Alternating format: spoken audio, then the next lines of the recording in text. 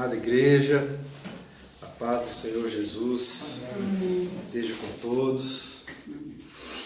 Mais uma vez, uma alegria poder estar aqui com vocês, para a gente poder meditar, mais um pouquinho, buscar mais um pouquinho os ensinamentos de Jesus no seu Evangelho.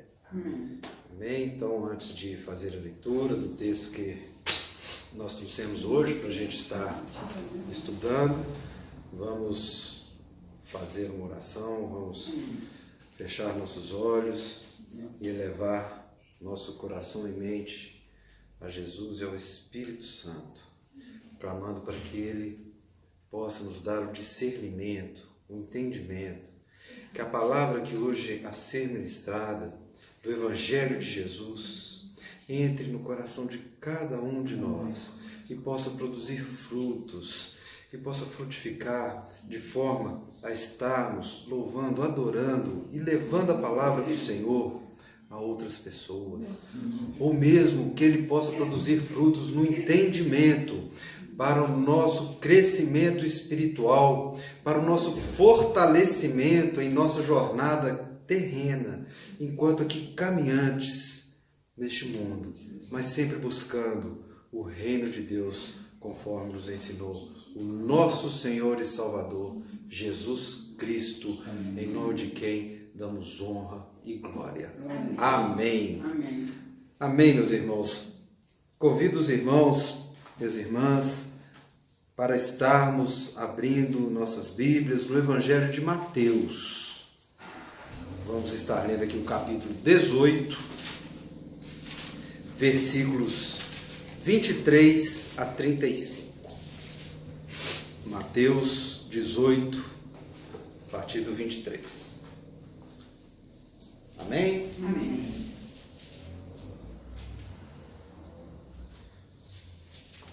A parábola do credor incompassível. Por isso, o reino dos céus é semelhante a um rei que resolveu ajustar contas com seus servos. E, passando a fazê-lo, trouxeram-lhe um que lhe devia 10.000 talentos. Não tendo ele, porém, com que pagar, ordenou o Senhor que fosse vendido, ele, a mulher e os filhos, e tudo quanto possuía, e que a dívida fosse paga. Então o servo, prostrando-se, reverente, rogou: sê paciente comigo, e tudo te pagarei. E o senhor daquele servo, compadecendo-se, mandou-o embora e perdoou-lhe a dívida. Saindo, porém, aquele servo, encontrou um dos seus conservos, que lhe devia 100 denários, e agarrando-o, o sufocava, dizendo: paga-me o que me deves. Então o seu conservo, caindo-lhe aos pés, lhe implorava: sê paciente comigo, e te pagarei. Ele, entretanto, não quis, antes, indo-se, o lançou na prisão até que saldasse a dívida. Vendo seus companheiros o que se havia passado, entristeceram-se muito e foram relatar ao seu senhor tudo o que acontecera. Então o seu senhor, chamando-o, lhe disse: servo malvado, perdoei-te aquela dívida toda porque me suplicastes. Não devias tu, igualmente, compadecer-te do seu conservo, como também eu me compadeci de ti? E, indignando-se o seu senhor, o entregou aos verdugos, até que lhe pagasse toda a dívida. Assim também meu Pai Celeste vos fará, se do íntimo não perdoardes cada um a seu irmão. Amém? Então, mais uma parábola que nós estamos trazendo aí nos nossos estudos, e agora a parábola do credor incompassivo, através da qual nós vamos falar sobre o perdão e sobre como um irmão deve tratar ao outro, mesmo que ele seja culpado. Amém? Então, é uma parábola que fala de misericórdia, né? Porque o perdão e a misericórdia eles estão intimamente ligados. Essa parábola ela também, né, ela é conhecida como a parábola do servo ingrato ou a parábola do servo mau. Né? Incompassivo significa isso, é aquele que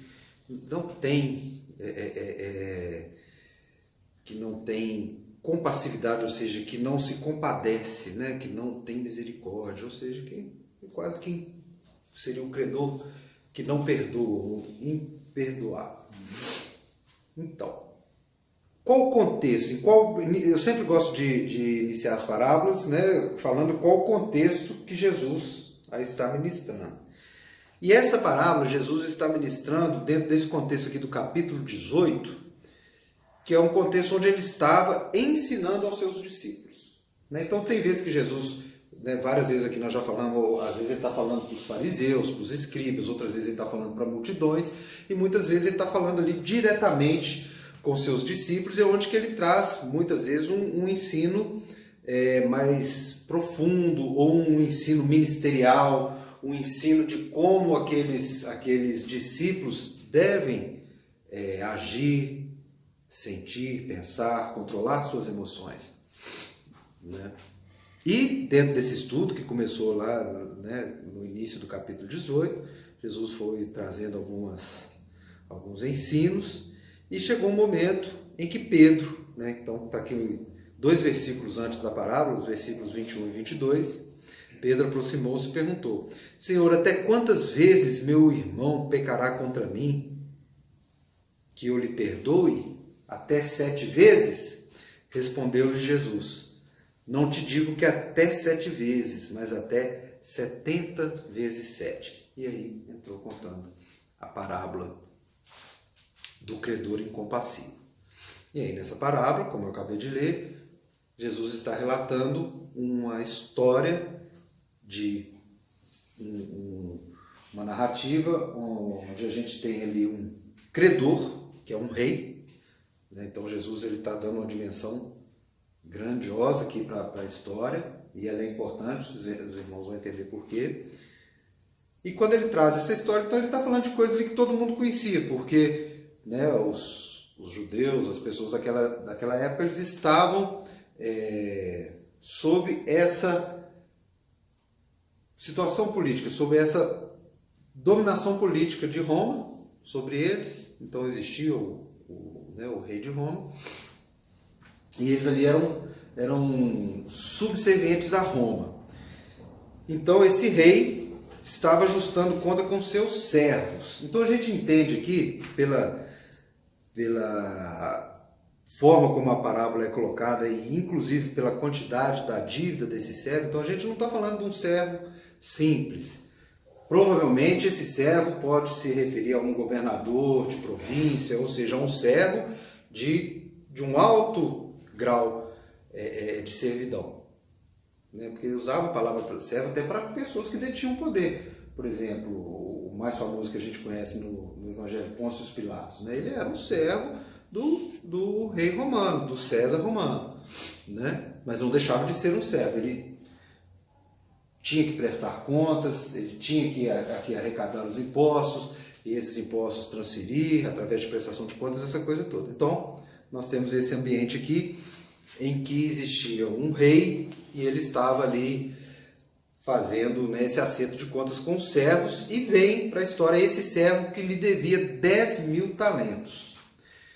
Esse valor da dívida que nos leva a entender essa palavra nessa magnitude. Por quê? 10.000 talentos, gente, era muito dinheiro. Muito dinheiro. Várias vezes, em várias parábolas aqui, eu já falei sobre os dinheiros da época, né? O dinheiro mais comum era o denário ou a dracma. Acho que até a última, penúltima parábola que eu falei da dracma perdida. A dracma, o denário, equivalia a um dia de serviço. O talento, ele equivaleria a 6.000 dias de serviço, a 6.000 denários. Então a gente está pegando aqui, o servo está devendo 10.000 talentos. 10.000 talentos, é muito dinheiro. Fazendo o estudo da parábola, eu encontrei, né? Tem gente que gosta de fazer esses levantamentos, aí já dolarizaram esse valor aqui, trazendo para os dias de hoje, pastor, seria uma dívida hoje de 10 milhões de dólares. Então nós estamos falando aqui de 50 milhões de reais. Então das duas, ou era um servo muito graduado, né, de uma província muito grande, e que de alguma forma estava devendo um valor muito alto para o rei, ou seja, então fruto talvez de uma arrecadação que ele não teria repassado, mas mesmo assim seria muito dinheiro, ou então, né, que aí é o que eu entendo como mais interessante para a parábola, para a gente entender, e como eu já falei aqui em outros contextos, quando Jesus ele coloca uma hipérbole, um exagero, né, para a gente poder ter em mente que era um valor muito alto, um valor impagável. Né? Então a gente está falando aqui de um valor impagável. 50 milhões de reais, impagável para a maioria das pessoas. Então essa era a dívida. Então Jesus está dando ênfase a isso, era uma dívida impagável. Aquele servo estava devendo ao seu rei uma quantia que ele nunca pagaria. E aí o rei ordena o quê? Então, vende todo mundo, vende ele, vende a mulher, vende os filhos, vende tudo que ele tem. E isso no contexto da época também era plausível, acontecia sim, né? Dentro daquele sistema de servidão onde que existia a escravidão, das próprias pessoas serem vendidas como escravos para pagamento de dívidas. Então essa aí é a junção dos fatores ali que mostram que aquela pessoa ela não teria a menor condição de pagar aquela dívida. Tanto que ele se prostrou, né, ele se jogou aos pés do rei e suplicou, né, se humilhou, suplicou, rogou, e falou assim, sê paciente comigo e tudo te pagarei. Então a gente entende ali numa súplica um desespero muito grande, tanto que o rei se compadeceu. Então a gente entende que devia ser um servo realmente de uma graduação mais alta, porque e devia ser uma pessoa de confiança daquele rei, ou uma pessoa que aquele rei gostava muito, e viu ela naquela situação de extrema humilhação, de extrema, né, dificuldade, e vendo que a vida dele iria acabar naquele momento ali, né? Ele ser vendido como escravo, toda a família, filhos e tudo. E o rei ficou muito compadecido com a situação dele. Olha só, que está no versículo 27. E o senhor daquele servo, compadecendo-se, mandou-o embora e perdoou-lhe a dívida. Ele pediu paciência para pagar, mas o rei sabia que ele não ia pagar, então perdoou. Perdoou a dívida. Ele sabia que ele não ia conseguir pagar e perdoou. Deu uma demonstração de perdão extremo, não é verdade? Porque, como eu falei, era uma dívida muito alta. Muito bem. Então, aquele servo teve a dívida perdoada, né? Conseguiu compadecer ao seu senhor e foi embora. E aí o que acontece? Aí vem um conservo, ou seja, um servo do servo, né? Que estava abaixo desse servo, que também o devia. E o devia quanto? 100 denários. Que está ali no versículo 28. Um conservo que lhe devia 100 denários. Então ele tinha uma dívida de 50 milhões de reais. Aí vem um servo que estava devendo para ele 100 denários. 100 denários seria o quê? 100 dias de serviço. Então vamos pôr aí, sei lá, 3 meses, 4 meses de salário. Vamos pôr uma dívida de 5 mil reais hoje. Então ele acabou de ser perdoado numa dívida de 50 milhões de reais e vem um que devia ele 5 mil reais. O que ele fez?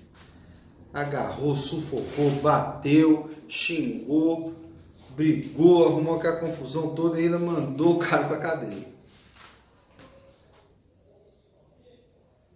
E aí as pessoas vendo aquilo, obviamente, principalmente, né, a gente está falando aqui de uma corte ali, então outros servos que viram o que aconteceu, como ele recebeu perdão, se entristeceram muito. É o que fala aqui no versículo 31. Se entristeceram muito e foram contar ao rei o que havia acontecido. E obviamente o rei ficou irado com aquilo. Acabei de perdoar ele uma dívida de 50 milhões de reais, ele não tem a capacidade de perdoar uma dívida de 5 mil reais. Isso enfureceu o rei, tanto que o rei o chama de servo malvado. Eu te perdoei, você também deveria ter a mesma atitude, o rei pergunta para ele. E muito indignado, o Senhor o entregou aos verdugos, até que lhe pagasse toda a dívida. Verdugos, outras traduções aí vão trazer torturadores. O que eram os verdugos? Os verdugos eram pessoas a serviço do sistema, né, vamos dizer assim, o sistema judiciário da época, que a função deles dentro daquele sistema ali era bater mesmo, torturar as pessoas, dar um couro para pagar pelo que tinham feito, ou pela dívida, ou por alguma outra infração. Isso que é verdugo, eram torturadores mesmo, não tem outra palavra, né? Batiam mesmo. E aqui fala que entregou os verdugos, né, até que lhe pagasse toda a dívida. Era uma dívida impagável, ou seja, então ele seria torturado até a morte. Não teria fim a tortura dele, porque a dívida dele, o montante da dívida dele era impagável. E assim, também meu Pai Celeste vos fará, se do íntimo não perdoares cada um a seu irmão. Então essa é a explicação da parábola, né? E com essa explicação fica claro, fica óbvio que nós estamos tratando aqui de perdão. Jesus está trazendo um ensinamento de como nós devemos tratar um irmão culpado, não é? Porque aqui a culpa não se questionou, existia a dívida mesmo, era uma dívida, ela existia. E como nós devemos nos comportar através da misericórdia e do perdão.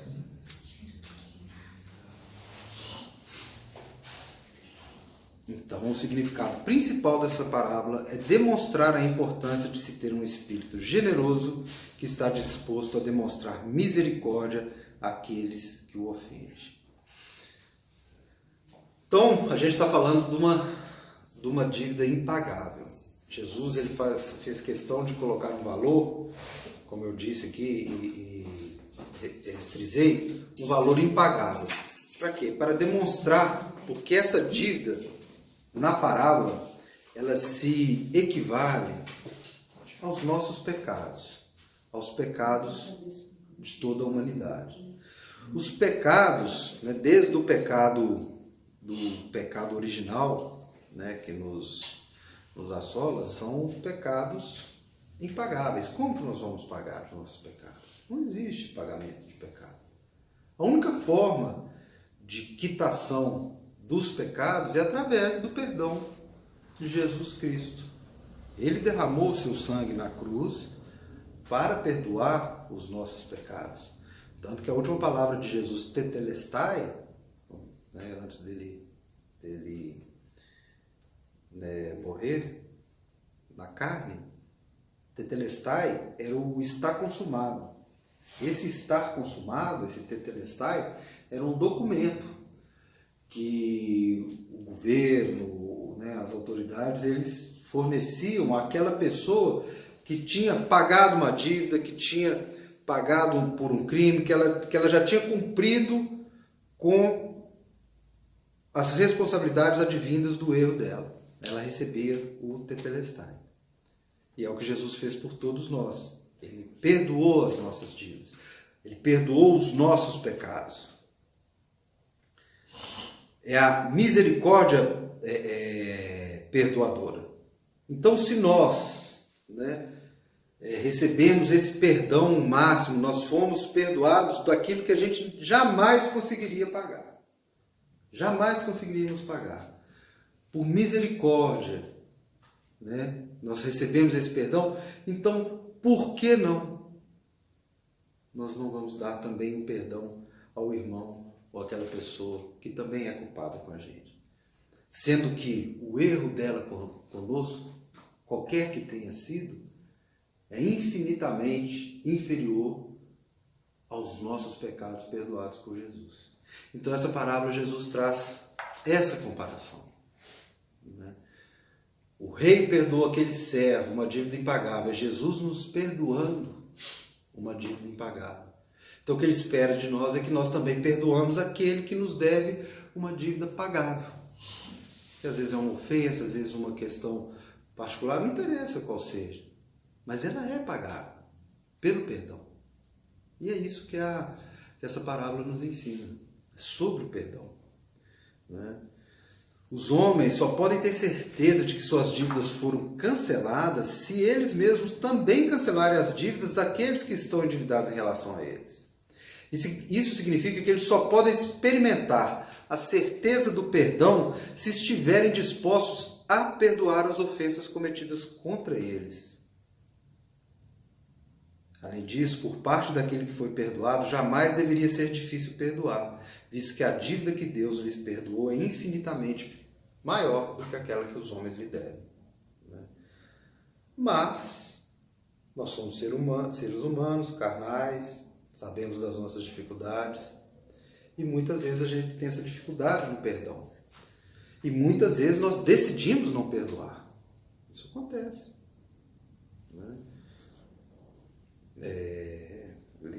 A gente, de uma maneira consciente, a gente decide não perdoar. Só que aí o que acontece quando a gente decide não perdoar? A gente acaba carregando isso para nós mesmos. E aquele perdão que Jesus derramou sobre a gente, ele começa